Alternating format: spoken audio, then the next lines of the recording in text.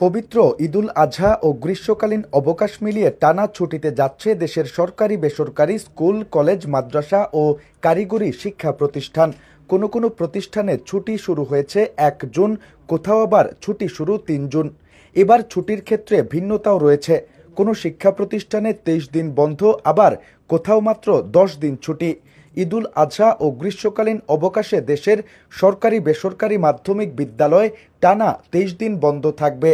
শিক্ষাপঞ্জি অনুযায়ী ঈদুল আজহার ছুটি আগামী ১ জুন থেকে শুরুর কথা থাকলেও তার আগের দুদিন সাপ্তাহিক ছুটি পড়েছে। এতে ছুটির শুরুর আগে সবশেষ ক্লাস হবে বৃহস্পতিবার। ঈদের ছুটির সঙ্গেই চলবে গ্রীষ্মকালীন অবকাশও। লম্বা ছুটি শেষে মাধ্যমিক বিদ্যালয়গুলো ২০ জুন খোলার কথা থাকলেও ওই দিন পড়েছে শুক্রবার। ফলে শুক্র ও শনিবার দুদিনের সাপ্তাহিক ছুটি শেষে ২২ জুন থেকে পুনরায় মাধ্যমিক বিদ্যালয়ে ক্লাস শুরু হবে।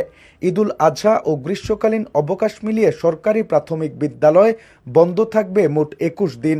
ছুটি শুরু হবে আগামী ৩ জুন থেকে, যা চলবে ২৩ জুন পর্যন্ত। আগামী ২৪ জুন থেকে পুনরায় প্রাথমিক বিদ্যালয়ে ক্লাস শুরু হবে। ঈদুল আজহা ও গ্রীষ্মকালীন অবকাশে মাদ্রাসায় সবচেয়ে বেশি টানা ২৫ দিন ছুটি থাকছে। শিক্ষা মন্ত্রণালয়ের কারিগরি ও মাদ্রাসা শিক্ষা বিভাগের প্রকাশিত মাদ্রাসার শিক্ষাপঞ্জি অনুযায়ী ৩টি সরকারি আলিয়া মাদ্রাসা এবং বেসরকারি স্বতন্ত্র ইবতেদায়ী, দাখিল, আলিম, ফাজিল ও কালিম মাদ্রাসাগুলোতে ঈদুল আজহা ও গ্রীষ্মকালীন অবকাশের সমন্বিত ছুটি শুরু হবে ১ জুন, যা চলবে ২৫ জুন পর্যন্ত। ২৬ জুন থেকে পুনরায় ক্লাস শুরু হবে।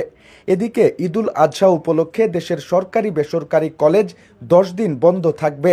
কলেজে শুধু ঈদের ছুটি থাকবে, সঙ্গে গ্রীষ্মকালীন অবকাশ নেই।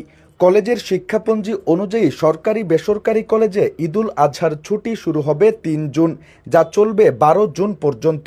১৩ জুন থেকে পুনরায় কলেজে পুরোদমে ক্লাস শুরু হবে।